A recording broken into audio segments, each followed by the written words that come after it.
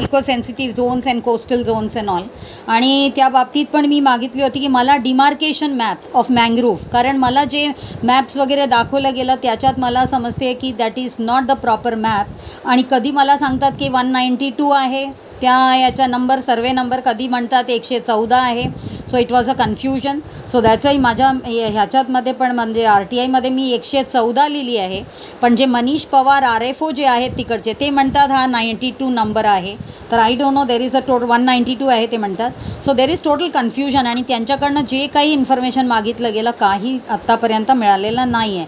आणि lot of big construction work is going on in that particular काले region. आणि कशेलीमध्ये पूर्ण जो डम्पिंग करून तिथे पण तयारी केलं जातो आहे कन्स्ट्रक्शनसाठीच.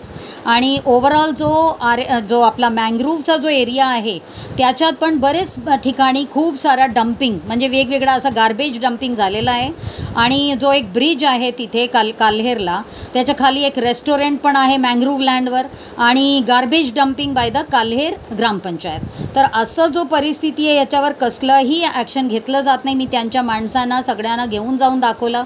इवन तहसीलदारचा एक लेटर आहे, कारण आय हॅड बीन टू आपला मँग्रोव्ह सुरक्षा ऑल्सो, आणि त्याच्या अंतर्गत जे काही फाइंडिंग झालं आणि त्याशिवाय पण तहसीलदारनी पण एक पत्र काढलं होतं 25/1/2025ला that RFO has to take action and submit some details. Nothing has been done in that regard. तुम्हाला 22/5/25ला माहिती अधिकाऱ्यांचं पत्र मिळालेलं आहे का? 22/5/25चं काही मिळालं नाही आहे. फक्त असं मिळालं आहे की my application has been forwarded to some department. माझा प्रश्न साधा आहे, पत्र मिळालं की नाही एवढंच मी विचारलं. माहितीचं विचारत नाही मी, फक्त पत्र मिळालं आहे.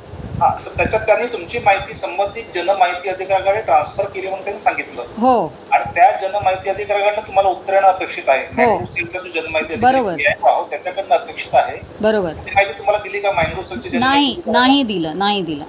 मग तुम्ही त्यांच्या काय होतं त्याच्यामध्ये हे जनमाहिती अधिकारी माझ्या कार्यालयात राहतात, त्याच्यामध्ये त्यांचा अपीलार्थी अधिकारी मी आहे. त्यांनी माहिती जर चुकीची दिली असेल तर, परंतु जो जनमाहिती अधिकारी मँग्रोव्ह सेलमध्ये आहे त्याने जर माहिती दिली नाही ना, तर त्याच्या ऑफिसमध्येच एक अपील अधिकारी असतो. त्यांनी चुकीची माहिती दिली की मला माहिती दिली नाही, तर तिथे आपल्याला जर अप्लाय करावं लागेल. नाही मी काय करतो, माझे आदेश काढतो मी आता, आणि माझ्या आदेशाची कॉपी त्या दोघांनाही पाठवतो. तिथल्या जनमाहिती अधिकारी आणि तिथले अपील अधिकारी दोघांनाही पाठवतो. आणि त्याच्यात त्यांना सांगतो की तुम्ही प्रॉपर जी माहिती असेल आम्ही जे डायरेक्ट केलं होतं त्यांना माहिती द्या, आणि त्याप्रमाणे त्यांनी, कारण ती माहिती आमच्या कार्यालयामध्ये नाही आहे, मंत्रालयात ती माहिती नाही, ती माहिती मँग्रोव्ह सेललाच असते, मॅप सगळं तिथंच असतं. त्यामुळे माहिती आपण ट्रान्सफर करतो, तर तिथल्या अपर्णा उपासनीने ते ट्रान्सफर केलेल्या संबंधित प्राधिकरणाकडे. हो सर, माझं ते पहिला जो मला लेटर आला ना मंत्रालयाकडनं त्याच्यातच मेन्शन केलं होतं की suppose you don't receive any answer. तुमचं बरोबर आहे, पण काय झालं ते त्यांचं काय झालं, त्यांनी ते चुकलं तुमचं. त्यांनी जनमाहिती अधिकारी मँग्रोव्ह सेल यांनी जर माहिती दिली नाही ना, तर त्यांचे जे अपील अधिकारी असतात असं त्या तुम्ही उल्लेख कसा केलाय बघा. तुम्ही CCF माझा उल्लेख केला त्याच्यामध्ये.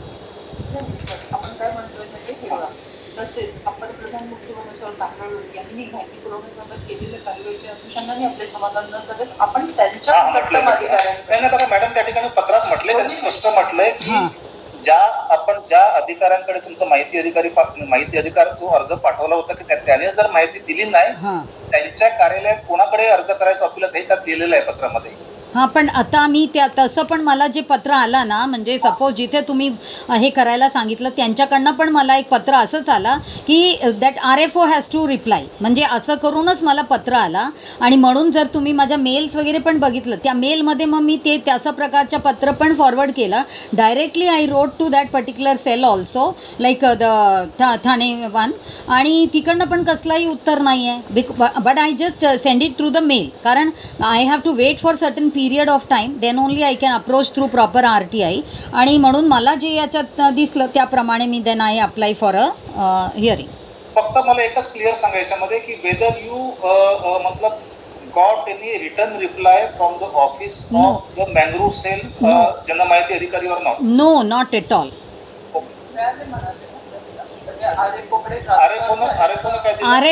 RFOना पण मी मेल पाठवली होती separately, which was earlier also done, afterwards also forwarded, but then still he remains silent.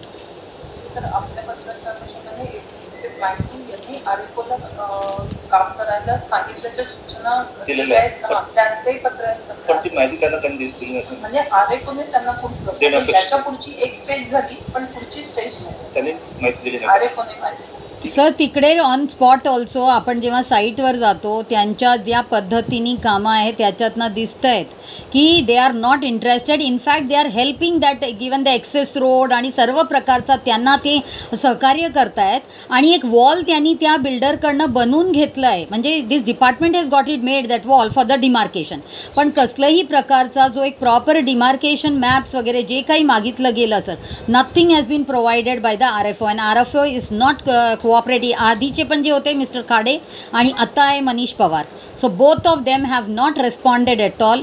आणि बेसिकली सर हा आपला जो आता एक गव्हर्नमेंटचा मोहीम चालू आहे चला जाणूया नदीला त्याच्या अंतर्गतच हे सगळं आहे की आपल्याला सगळ्यांनी मिळून एक इंटिग्रेटेड अप्रोचनी because this was started with the minister of forest मुनगंटीवारची आणि तसं करून हा सगळं जो कार्यक्रम चालू होता म्हणजे अमृत महोत्सवला आपण रिव्हर रिज्युविनेशन करायचं आहे आणि त्या संदर्भातच हे सगळं.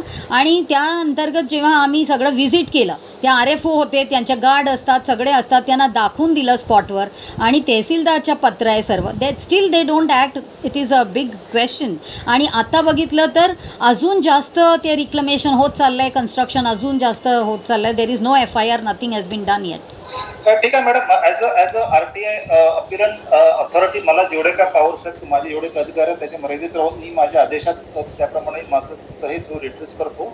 बाकी तुमच्या कंप्लेंट्स आहेत त्या स्पेसिफिक ऑथॉरिटीच्या ह्याच्याविषयी आहेत तर त्याच्याविषयी ॲज अ अपीरंट ऑथॉरिटी म्हणून मी बोलू शकत नाही. परंतु तुमच्या ह्याच्यावर कारवाई करून तुम्हाला माहिती देण्यासंदर्भात जे काही मला आदेश करावे लागतील किंवा जे पाठवावं लागेल त्यामध्ये तेवढं मी माझ्या आदेशात ते थँक्यू सर. पण मी याच्यासाठीच तुम्हाला सांगितलं की शेवटी beyond this RTI also being the authority of the same department I thought I should be sharing म्हणजे जेणेकरून अजून आपल्याला जे काही करायचं. That's why I was patiently listening to you. That's why I was listening patiently. But only things that within that limits of RTI Act I can put on the record. Yes, absolutely. Then we'll just look into.